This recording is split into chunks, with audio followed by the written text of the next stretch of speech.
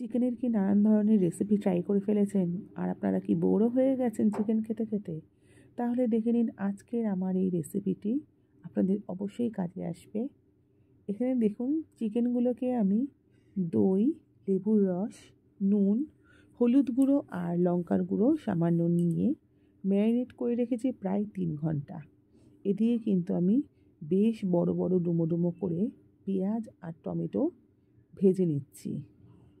আর এই ভাজা টমেটো আর পেঁয়াজগুলোকে আমি কিন্তু চিকেনের মধ্যে দিয়ে দেবো। আর একটা কড়াইয়ের মধ্যে আমি নিয়ে নিচ্ছি একটা মশলা, যেই মশলাটা কিনা আমি ১ মাস আগে রেডি করে রেখেছি।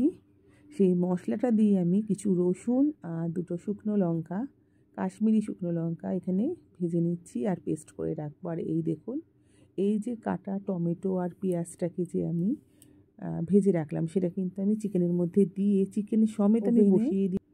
আর আমি কিন্তু কুক করতে দিয়েছি প্রায় আধা ঘন্টা হয়ে গেছে। আমি ঢেকে ঢেকে করছি। তো এবার কিন্তু আমি সেই যে পেস্ট করা মশলাটা এটা আমি এর মধ্যে দিয়ে দেবো। কিন্তু এই যে মশলাটা আমি কী দিয়ে তৈরি করেছি সেটা তোমাদের বলবো। আর এটা কষতে থাকুক।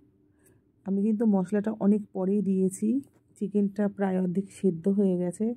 তারপরে কিন্তু মশলাটা আমি অ্যাড করেছি, এটা আমি কিন্তু জানিয়ে রাখছি। তো শেষে কিন্তু আমি এখানে ধনেপাতা কুচনো দিয়ে দিলাম। আর নামানোর পর দেখো দেখতে কত সুন্দর হয়েছে। কিন্তু মশলাটা অ্যাকচুয়ালি কী তোমাদের সেটা আমি জানিয়ে দেবো আরও একটা ভিডিওতে। তো দেখতে থাকো, ভালো লাগলে লাইক কমেন্ট করো।